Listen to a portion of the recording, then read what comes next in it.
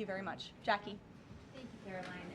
Zohran Mamdani blamed the president for bomb threats and intimidation at polling locations. He said, quote, part of the general approach of the Trump administration has taken to intimidate voters with baseless allegations of voter fraud as a means of trying to repress the voice of Americans across this country. I want to give you a chance to respond to that. Yeah, I saw those comments from Mamdani. I think they are completely irresponsible, and they are based on zero evidence. And I think this is just another example of how the Democrat Party unfortunately stands for nothing. All they stand against is President Donald Trump. And I think it's quite sad to see that we have someone at the top of the ticket on an election day today saying such things about the president when he obviously had absolutely nothing to do with those threats. And on the shutdown, Democrats have been pretty quiet about the president's push for the nuclear option, terminating the filibuster. Is there any concern around here that Democrats might actually want Republicans to get rid of the filibuster so that one day, when they're in power again, the door's already open for them to pack the Supreme Court, give statehood to D.C. and Puerto Rico, make mail-in balloting permanent, those kinds of things? I think the president has been very realistic and strong in his position on the filibuster. He's been very vocal about it. I just spoke to him about it. He feels really strongly about this. Republicans need to play tough and they need to play smart. That's how the president feels. And we know that Democrats, if they are ever given a chance at power again in this city, they will absolutely take away the filibuster from the United States Senate. In fact, you had 49 Democrats who already voted to do this before. The only reason it did not move forward was because you had 2 Democrats who are no longer in office because they were run out of town by the far left radical base of their party.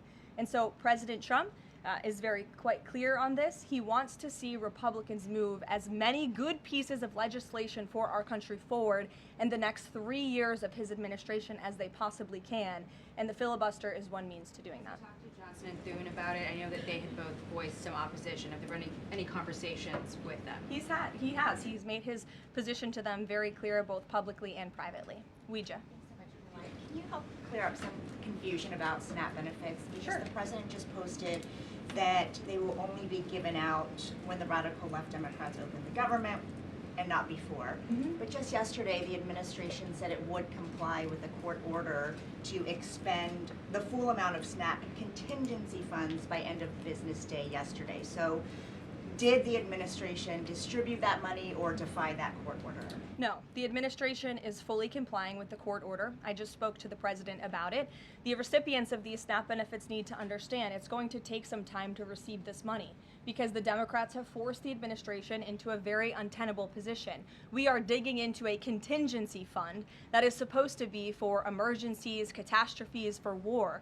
And the president does not want to have to tap into this fund in the future, and that's what he was referring to in his Truth Social post. So the Department of Agriculture, as for the latest SNAP payment in the judge's order, put out guidance to states today on how to get that money to the recipients of SNAP. But it's going to take some time. The best way to get the full amount of SNAP benefits to those beneficiaries is for Democrats to reopen the government. So to anyone who is a SNAP beneficiary at home who needs that assistance, and the president was just saying, this is for people who are truly needy, who need food, who need this assistance from the United States government. Democrats are holding it up and making it difficult for the administration to get those payments out the door. So if you are at home and you want your SNAP benefits, call the Democrats and tell them to reopen the government. Blocking that contingency fund for the future if this shutdown lingers on? Look, the president does not want to have to continue to dip into a contingency fund that doesn't even have enough money, by the way, to fund the full program. It takes $9 billion to get the full scale of the benefits out the door. This contingency fund only has about $5 billion in it. So again, Democrats need to reopen the government so we can get these benefits out the door for people who truly need them. Kate. Thanks. The president suggested that if Mamdani wins, that he would cut federal funding to New York. How much funding would be impacted? What would be impacted there? Well, look, we won't get ahead of the election results, nor will I speak to what the president may do in the future. We'll see how tonight goes, and then I'll let him speak on it further. And why did the administration exclude Democratic lawmakers last week? There was a briefing about U.S. strikes on alleged drug trafficking boats. Why were those Democrats excluded? The administration has briefed Congress on these matters 8 separate times, and Democrats have been included in those briefings. In fact, I know that Secretary Rubio will be on Capitol Hill tomorrow to brief the Gang of 12, which includes Democrats as well. So the president's made it very clear. If senators want to understand the administration's operations against narco drug traffickers, we are very happy to speak with them about that, and we will continue to do so. But we've been incredibly transparent. As I said, there's been 8 briefings on this topic, with the 9th coming tomorrow. Rachel. Thanks, Caroline.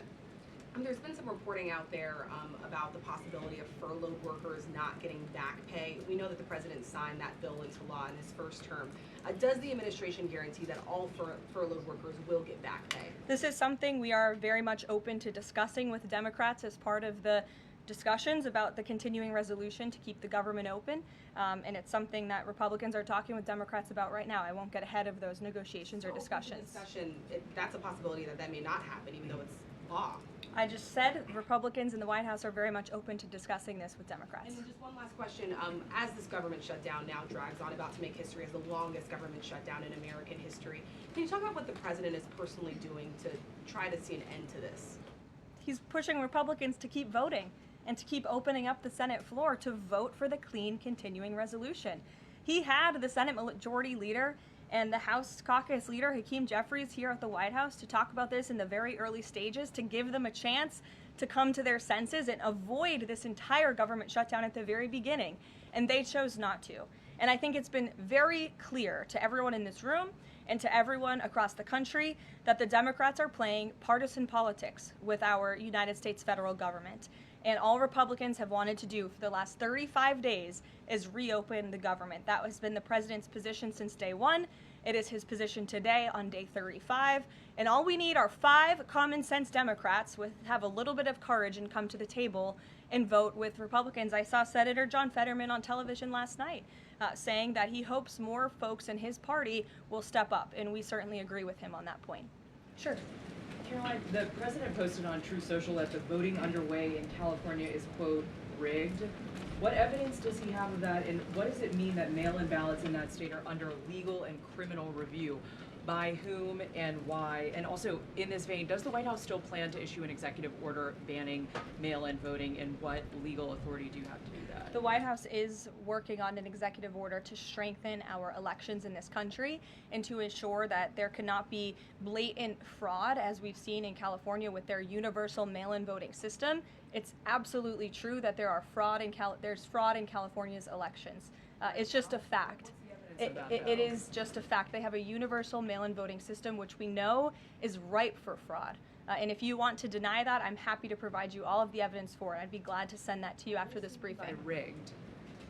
Fraudulent ballots that are being mailed in the names of other people, in the names of illegal aliens who shouldn't be voting in American elections. There's countless examples, and we'd be happy to provide them. As for executive action the White House is taking, yes, we are looking into that. And like any executive order, of course, any executive order the president signs is within his full executive authority and within the confines of the law. Stephen. Thank you, Caroline. I've got 2 questions I'd like to ask you about New York, but first I'd like to ask you about breaking news from the Attorney General. She revealed just about an hour ago that the Biden Justice Department seized President Trump's official first-term phone and subpoenaed his private phone records. Do you have a reaction to that? And also, do we know if they actually got those private call records? I saw the Attorney General's post on that. For additional questions, I would refer you to the Department of Justice, but I think this is just further evidence of the egregious overreach and weaponization of government that took place under the previous White House against then former President and now President Donald J. Trump. It was a clear effort by the Biden White House and the Biden DOJ to go after the president, and this is just further evidence of that. On New York, we've seen the president's messages that he's put out, but could you describe how he's feeling as a New Yorker watching this election? Well, the president is a New Yorker and he loves New York. It is his home. He talks about that all of the time, and he's made his thoughts on this election quite clear, I think, himself. In the back, yes, go ahead. Thank you. Over the weekend, there were reports. I was going to you in the green, but go ahead and then you can have your question. Thank you. Over the weekend, there were reports that President Trump was due to host President of Syria, Mamdani-Cuomo, on Monday. Do you have any preview for that meeting? Is he expected to invite him to join the U.S.-led anti-ISIS coalition? I can confirm that that meeting will be taking place here at the White House on Monday, and this is part of the president's efforts in diplomacy to meet with anyone around the world in the pursuit of peace. And as you know, when the president was in the Middle East, he made the historic decision to lift sanctions on Syria to give them a real chance at peace. And I think the administration, we've seen good progress on that front under their new leadership. And so he will be here at the White House on Monday, and I'll let the president speak further on it on Monday. Yes, go ahead. Thank you, Karoline. I was just curious, you had mentioned there that President Trump, as we know, has been speaking with Republican leaders in Congress about reopening the government. Is he involved in any other negotiations, and is he prepared to sign something if a deal does come out by the end of this week? On top of that, with SNAP benefits, does he have any authorities or considering any authority there to release more funds to help people who are desperately needing these benefits? So look, I think I've already answered the question on SNAP. We're complying with the court's order, and we're getting that partial payment out the door as much as we can and as quickly as we can, but it's going to take some time because, again, this is a prorated payment that we're tapping into a contingency fund for. The best way to get those payments out the door is for Democrats to reopen the government. But yes, the president is in constant communication with his friends on Capitol Hill. They know, they call, he answers, he picks up the phone. He's a very transparent president in that way. And as soon as the Democrats pass the clean continuing resolution, President Trump will be here to sign it. Michael. Thank you, Caroline. President Trump has threatened to go into Nigeria guns a-blazing if Nigeria's government does not stop the killing of Christians in that country. Has the White House heard back from Nigeria's government on this threat? As the president stated, Michael, if the Nigerian government continues to allow the killing of Christians, the United States will immediately stop all aid and assistance to Nigeria and may take action to wipe out the Islamic terrorists who are committing these horrible atrocities, especially against innocent women and children. I don't have any further announcements on that for you today, but I can assure you the President of the United States is watching this situation unfold very closely, as is our Secretary of State, Marco Rubio. Question, Caroline. President Trump has endorsed Andrew Cuomo in New York City's mayoral race. He has not by name endorsed Winsome Sears in Virginia's gubernatorial race. Why is that?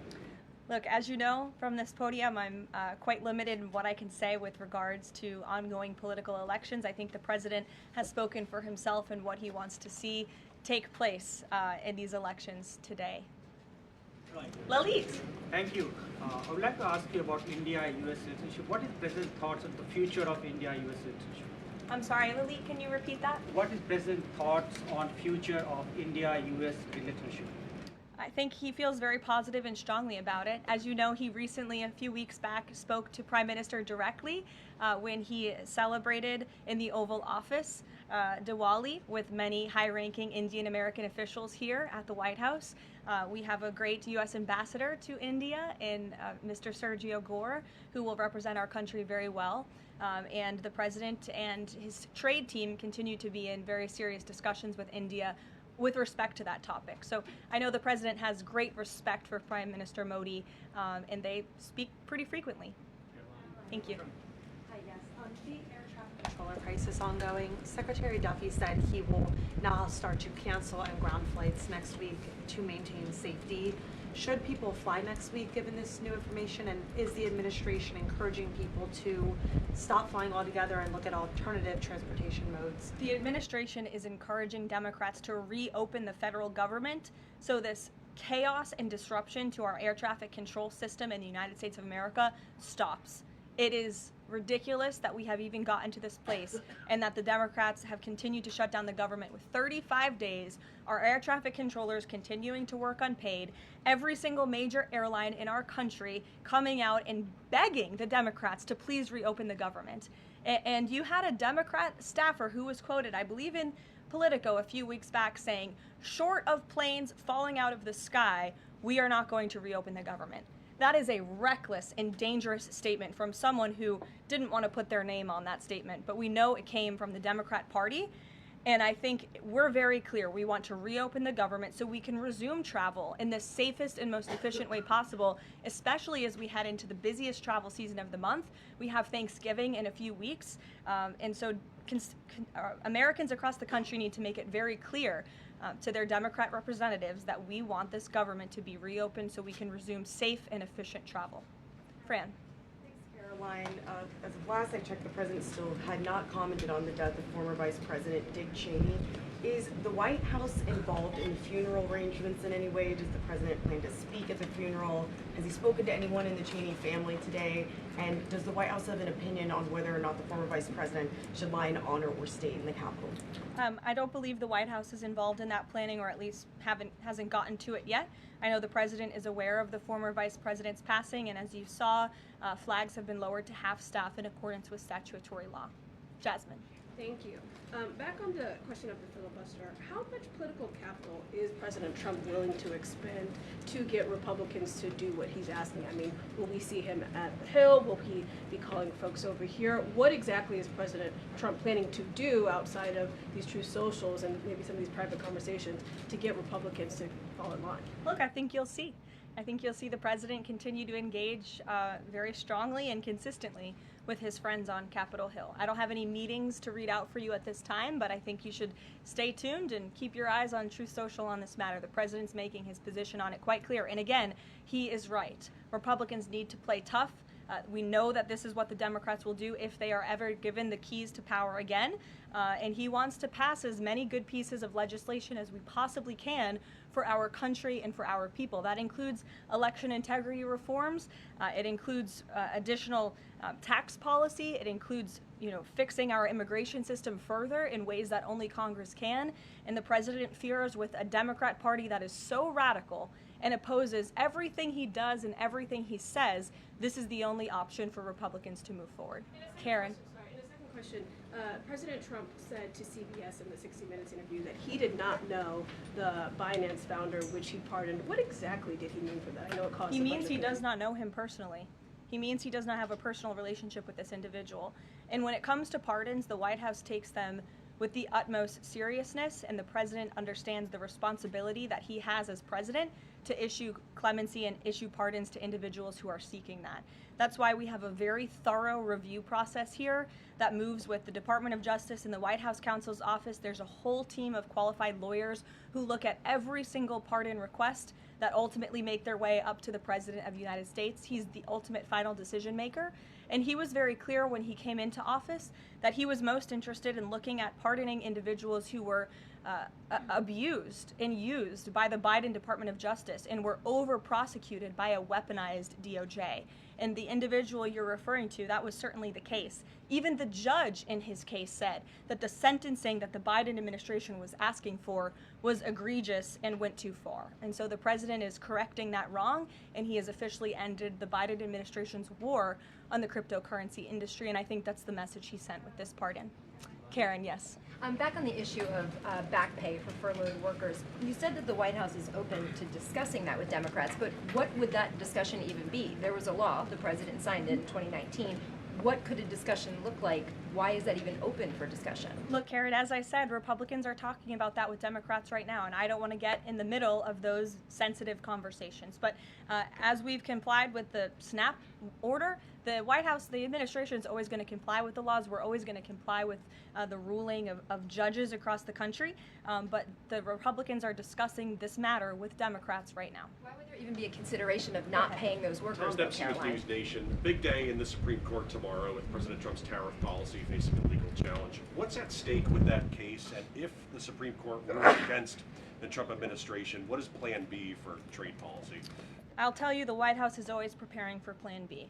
It would be imprudent of the president's advisors not to prepare for such a situation. With that said, we are 100% confident in the president and his team's legal argument in the merits of the law in this case, and we remain optimistic that the Supreme Court is going to do the right thing.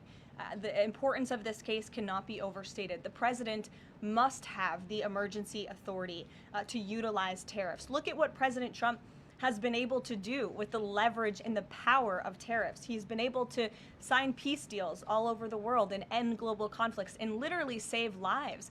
He's been able to bring in trillions of dollars of investments into our country. In fact, this year alone, we are going to cut the deficit by $600 billion, namely because of the president's effective use of tariffs. And the president strongly believes that economic security is a matter of national security, and tariffs have a lot to do with that. And this case is not just about President Trump. It's about the use of this emergency authorization for tariffs for future presidents and administrations to come, and we're confident and hopeful that the Supreme Court will do the right thing. Kristen.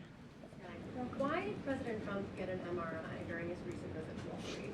Look, as President Trump said, he would inquire with the physicians. I'll check back on that. But as the physical itself stated, Kristen, and as you all know, because you are all witness to it, every single day the president is in optimal physical health. This was a follow-up appointment, and we provided a detailed readout of that physical. I'm happy to give it to you again, and I can inquire further. With all due respect, an MRI is a very specific procedure. It's done on a part of the body looking for something specific, so it's not generally part of any kind of routine checkup. And in addition, President Trump has said that he wants to be transparent. He told us to ask the doctors, which we have and have not heard back.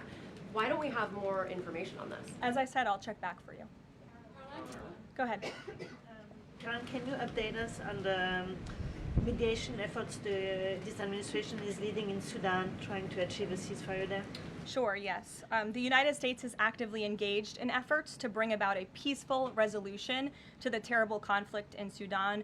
We remain committed to working with our international partners, including Quad members, Egypt, Saudi Arabia, the UAE, as well as others, to lead a negotiated peace process that addresses both the immediate humanitarian crisis and the longer-term political challenges. I actually spoke with Secretary Rubio about this morning, as of course there's been, kind of an uptick in recent reporting on the matter, and he assured me that the administration is very much engaged. We're in pretty frequent communication with those Arab partners that I just mentioned, and we want to see this conflict come to a peaceful end, just as we have with so many others, but the reality is it's a very complicated situation on the ground right now.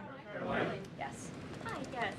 Just trying to go back into the subject of Mexico. Is the Trump administration planning to send U.S. troops to Mexico to combat drug cartels, as reported by other outlets? That's not something I would confirm from this podium if it were happening, so I will not comment on that. Eamon. Thank you, Caroline. Why did the president decide not to go to the Supreme Court tomorrow? He had indicated earlier that he might want to go and attend in person. Yeah. Now he's saying he's not going to go. Why? The president did have an interest in attending the Supreme Court hearing tomorrow, as I just expressed how important it is to him, the administration, and the country, this case. But he is traveling to Miami tomorrow, as you all know, to give an economic address with the mayor of Miami and many global business leaders to talk about his historic success with the economy over the past 10 months and talk about sort of where we are headed as a country in terms of our economy. So he'll be traveling tomorrow on the road in Miami. That's why he won't be here, but Secretary Scott Bessent will be in attendance at the hearing tomorrow at the request of the president. He has said that he doesn't want to export the high-end NVIDIA chips to China, correct. but the Wall Street Journal reported yesterday that there was some question about whether the president would raise this as a possible concession with the Chinese side during his meeting with Xi Jinping. So does the White House consider NVIDIA chip exports to China to be a closed issue right now, or is this an ongoing negotiation between the United States, China, and NVIDIA at this point? The president has made his position on this very clear, both to the Chinese and also to all of you. He's answered this question directly. As for the most advanced chips, the Blackwell chip, that's not something we're interested in selling to China at this time. Annie? Does the president think that the results of the Virginia or New Jersey gubernatorial races tomorrow, or statewide races tomorrow, will in any way reflect a voter sentiment towards his administration? Look, Annie, I'm not at liberty to talk about the election results, and I certainly won't get ahead of them. I'm not going to engage in hypotheticals that may or may not happen tonight. We'll have to watch and see. And I'm sure you'll hear directly from the president tomorrow on that point. On Snap, just really quickly, is there anything that prompted the president's tweet this morning? Because it did seem quite different from some of his other communications about Snap. It seemed a little bit out of the left field. I'm just wondering if he had a conversation or if there's anything you're aware of that caused him to decide to, at around 11 o'clock, to send out that message. Look, the president is constantly well read on the news, as you know, And he is very much aware we are in day 35 of a government shutdown in which these SNAP benefits, we're pushing them out the door. USDA put out that guidance to the states this morning. The president was aware of that, and he wants to make it very clear that these benefits are in jeopardy because of the Democrats, and they should just open the government so that we can continue getting these funds out the door in an easier and more efficient way. There's some new reporting that just dropped a few minutes ago that the Trump administration is negotiating with the makers of Ozempic to sell some weight loss drugs for $149 a month. That's according to the Wall Street Journal. Do you have any more information on that? Can you confirm that? I think the president has said himself in previous Most Favored Nations announcements that this is something that the administration has been engaged in and looking into. I won't get ahead of the president on any future announcements, but I will echo his strong commitment to bringing down drug prices in this country. And you've heard it directly from Secretary Kennedy and Dr. Marty Makary and his entire Health and Human Services team, how committed the president is to bringing down the cost of drugs, and we're working with pharmaceutical companies to do that every day. Very quickly, Karoline, on SNAP. I know it's been asked, and I know we just asked it, but I want to put a fine point on it. You talked about the president's post here, and he wrote that SNAP benefits will only be given when the radical left Democrats open up the government.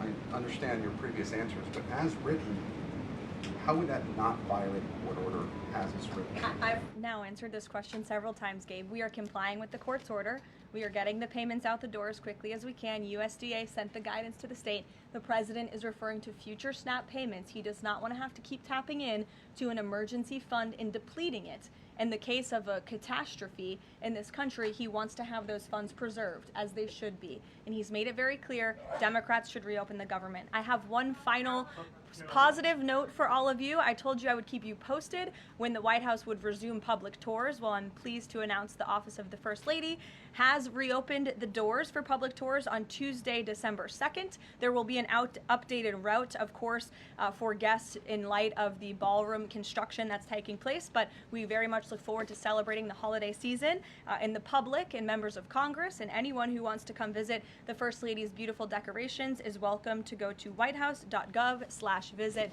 to sign up for a tour. Thanks, guys. We'll see you tomorrow.